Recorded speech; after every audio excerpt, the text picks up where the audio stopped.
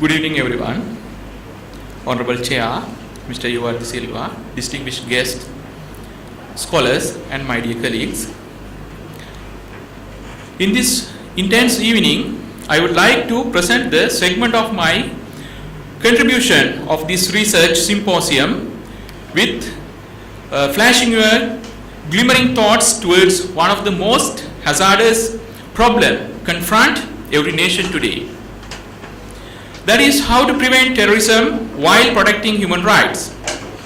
I was much deliberate in this effort in search of practical solution to protect and promote human rights in the context of counterterrorism. Purely because it is substantial and colossal duty to any state to differentiate terrorist suspects from absolute terrorists.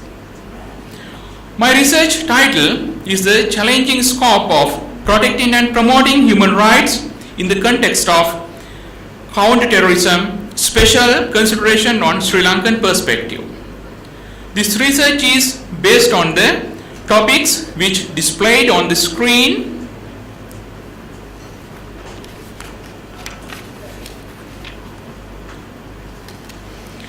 Apparently, the responsibility to eliminate the threat of terrorism devolve with the state parties. They are bound to accomplish all the appropriate solutions to abolish the terrorism.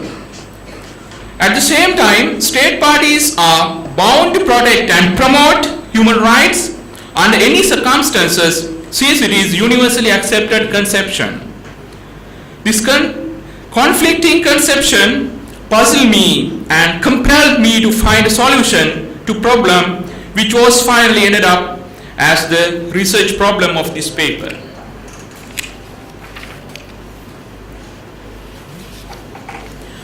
My research problem is how to implement counterterrorism measures effectively while protecting the human rights of terrorist suspects. My hypothesis was both objectives should be complementary and mutually reinforced in order to accomplish both objectives, since both goals are equally valuable for the betterment of the public. However, the problem is to differentiate absolute terrorism and terrorist activities from general public. It is very cumbersome task to law enforcement authorities to keep terrorist suspects under their custody for extended periods for investigations, since it is prohibited according to the human rights norms. Even though the custodial suspects are absolute terrorists, further, their non-derogable human rights should persist. Correspondingly, the state responsibility comes into a dilemma as to how to protect human rights while countering terrorism. Thus, the state parties are obliged to find solutions to protect citizens from catastrophe of terrorism even without violating the human rights of terrorist suspects. In this research, I tried to consolidate an effective measure to counter terrorism without conflicting with human rights as to illuminate professional integration for a secure nation, which is the main theme of the conference. Article 55 of the Charter of the United Nations and Article 2 of the Universal Declaration of Human Rights has affirmed that human rights are universal, belonging inherently to all human beings and are interdependent and indivisible. All the state parties are adequately bound to respect it. Further, ICCPR, ICESCR and international instruments which displayed in the slide also deliberate the necessity of assuring human rights before any circumstances.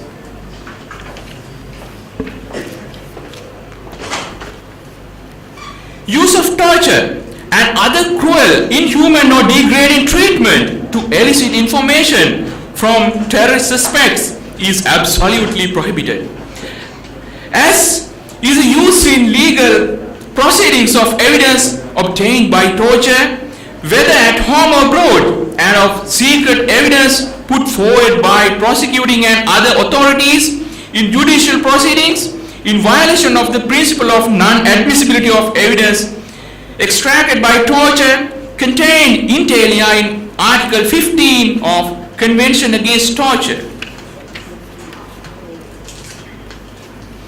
As an example, how to react against a terrorist suspect to disclose a ticking bomb which is to be exploded in the city.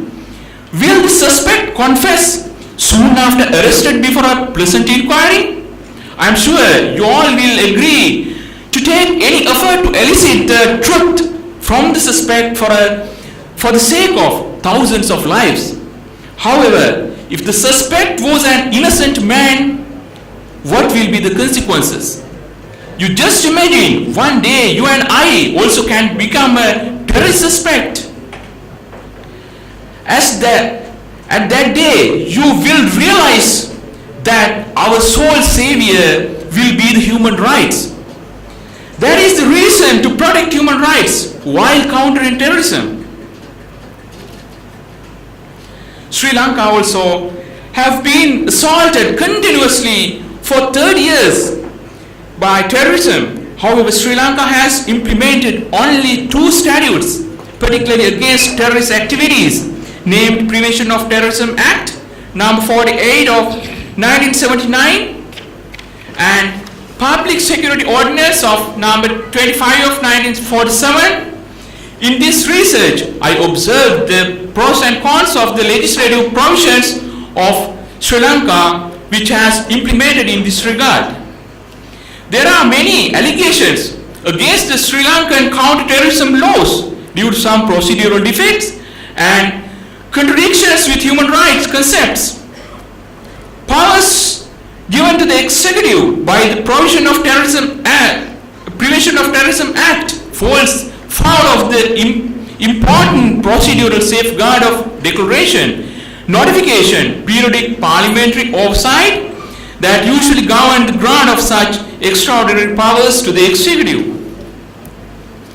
As per the section 2 of the Public Security Ordinance of Sri Lanka, Executive President is empowered to derogate the existing rights of the people by a proclamation in view of the existence of imminence of a state of public emergency in the interest of public security and the prevention of public order or for the maintenance of supplies and services essential to the life of the community.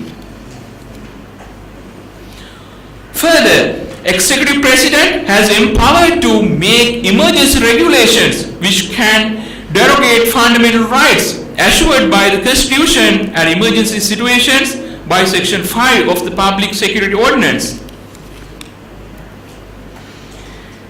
Ensuring both the promotion and protection of human rights and effective counterterrorism measures nevertheless raises serious practical challenges for state.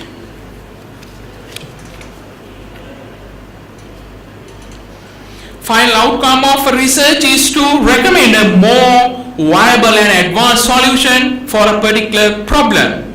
This research also extends to find solutions to implement counter-terrorism measures effectively while protecting the human rights of terrorist suspects.